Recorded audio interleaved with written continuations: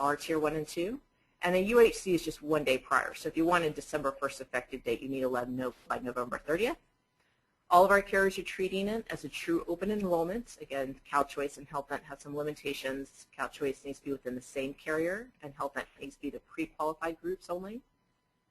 Everyone can add plans for the most part, a couple limitations there. We discussed ancillary. Our carriers, for the most part, will move your ancillary with that same medical carrier over to December, so all lines of coverage renew in December. And then no group number changes except with potentially UHC. So having gone through all that, now we're ready for any other questions if people have them.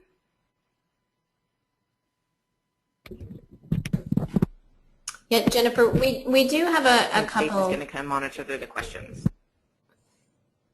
Okay, we do have a couple of questions. Can you hear me? Yeah.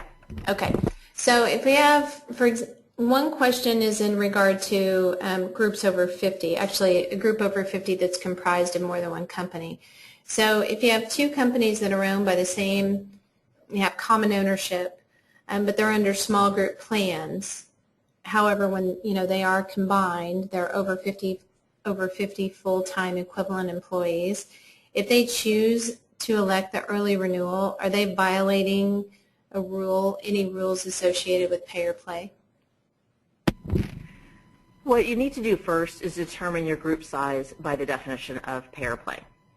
And so for groups that are quote-unquote an IRS control group, which I believe is section 414 of the IRS code, you can, I would say highly recommend talk to your tax attorney, see if the groups qualify under that definition.